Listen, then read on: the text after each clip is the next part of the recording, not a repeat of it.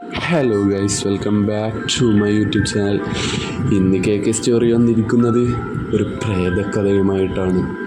അപ്പോൾ ആ ഒരു വീഡിയോയിലേക്ക് നിങ്ങൾക്ക് എല്ലാവർക്കും സ്വാഗതം. എല്ലാവരും സബ്സ്ക്രൈബ് ചെയ്തുകൊണ്ടും ലൈക്ക് ചെയ്തുകൊണ്ടും കമൻറ്റ് ചെയ്തുകൊണ്ടും നിങ്ങൾക്ക് ഈ ഒരു സ്റ്റോറിയിലേക്ക് സ്വാഗതം. സമയം രാത്രി 9 മണിയോടടുക്കുന്നു. കവലയിലെ കടകളിൽ പലതും പൂട്ടിത്തുടങ്ങി.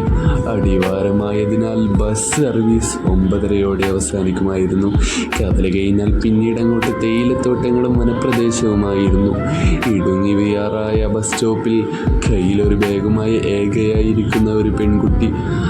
അവളാരെയോ കാത്തിരിക്കുകയാണ് എന്നത് അവളുടെ ശരീരഭാഷയിൽ നിന്ന് വ്യക്തം. അടുത്തേക്ക് നടന്നു വരുന്ന മധ്യവയസ്കനായ ഒരാളെ കണ്ട് അവൾ തലയുയർത്തി നോക്കി. അയാളുടെ മുഖം വ്യക്തമായതും അവൾ ഒന്ന് പുഞ്ചിരിക്കാൻ ശ്രമിച്ചു.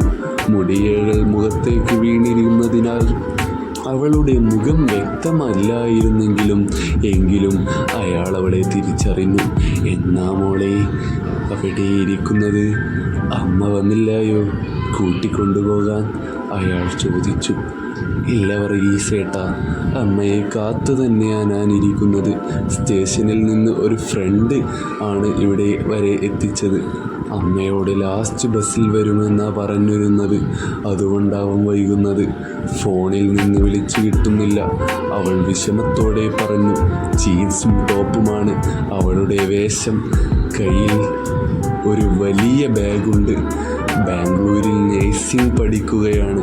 3-4 മാസത്തിലൊരിക്കൽ അവൾ വീട്ടിലേക്ക് വരുന്നത്. അപ്പോൾ ഗൈസ്, ഇനി എപ്പിസോഡ് 2മായി വീണ്ടും വരാം. കേക്ക് വിത്ത് സ്റ്റോറി. എല്ലാവരും സബ്സ്ക്രൈബ് ചെയ്യുക, ലൈക്ക് ചെയ്യുക, ഷെയർ ചെയ്യുക, കമൻറ്റ് ചെയ്യുക. ബൈ.